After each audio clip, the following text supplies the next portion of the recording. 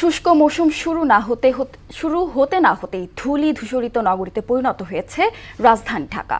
প্রতিদিনই সহনীয় মাত্রা ছাড়িয়ে যাচ্ছে বায়ু দূষণ।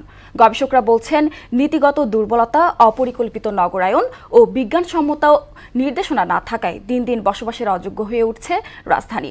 বায়ু দূষণ নিয়ে আরিফ হোসেনের ক্যামেরায় উষা ফেরদৌসের 2 পর্ব ধারাবাহিকের প্রতিবেদনের প্রথম কিস্তি আজ। পুরো নভেম্বর জুড়েই প্রায় প্রতিদিনই পৃথিবীর সবচেয়ে দূষিত নগরীর প্রথম 3টি শহরের মধ্যে ছিল ঢাকা। বাংলাদেশে সাধারণত নভেম্বর থেকে মার্চের মাঝামাঝি সময় পর্যন্ত বাতাসের মান এতটাই খারাপ থাকে যে বছরের প্রায় 65% দূষণ হয়ে থাকে, যার মাসুল গুনতে হয় কোটি মানুষকে। ধুলোবালি থাকলে তো শ্বাসকষ্ট আক্টিভে ধুলোবালির কারণে আমার সমস্যা হয়, আমাদের শ্বাসকষ্ট হচ্ছে, আমাদের পরিবেশটা দূষণ হচ্ছে। পরিবেশ দূষণের ফলে আমাদের তো সবারই রোগ জীবাণু হচ্ছে। যারা অ্যাজমা আছে তাদের জন্য তো খুবই সমস্যা। এই বিষয়টা যদি আমরা একজন সচেতন নাগরিকের দৃষ্টিকোণ থেকে চিন্তা করতে যাই, তাহলে মনে হয় এই বিষয়টি আমাদের একটু সচেতনভাবে আমলে নেওয়া উচিত এবং কিভাবে আসলে বায়ু দূষণটি কমানো যায় সেই বিষয়ে পদক্ষেপ গ্রহণ করা উচিত। ভৌগোলিক কারণে প্রতি বছর শীতের সময় ঢাকার বায়ু দূষণ বাড়লেও 2 বছর ধরে শীত শুরুর আগে থেকেই এ মাত্রা বাড়ছে। সুদবিহীন ব্যাংকিং এ আত্মশুদ্ধির পথ এনআরবিসি ব্যাংকের ইসলামিক ব্যাংকিং আল আমিন। আর বিশ্বের কয়েকটি দূষিত শহরের প্রথম দিকে থাকছে।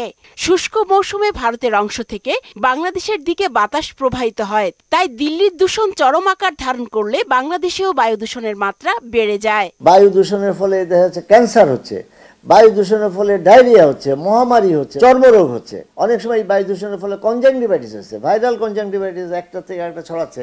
রেকর্ড ভেঙে বারবার দূষণের তালিকায় শীর্ষে চলে আসার পেছনে ফিটনেসবিহীন যানবাহন, ইটভাটা ও শিল্প কারখানার কালো ধোঁয়া, অপরিকল্পিত নির্মাণ কাজ, বর্জ্য পোড়ানো, ট্রান্সবাউন্ডারি এয়ার পলিউশন, সুনির্দিষ্ট এই 5টি কারণকে চিহ্নিত করেছেন বিশেষজ্ঞরা।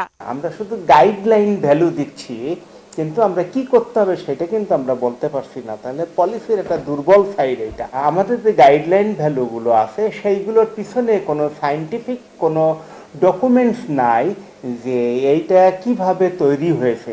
আমরা যেটা করি সেটা হচ্ছে বিভিন্ন দেশ থেকে ইনফরমেশনগুলোকে নিয়ে আমরা নকল করি। এয়ার কোয়ালিটি ডেটেরিয়েট করতে করতে এখন ওয়ার্ল্ডে দেখা যাচ্ছে টপ 5টা সিটির মধ্যে, পলিউটেড সিটির মধ্যে একটা হচ্ছে ঢাকা শহর। দ্রুত পদক্ষেপ না নিলে ভবিষ্যতে দূষণের পরিমাণ আরও বাড়বে বলে সতর্ক করে দিয়েছেন বিশেষজ্ঞরা। উষা ফেরদৌস, মোহনা সংবাদ, ঢাকা।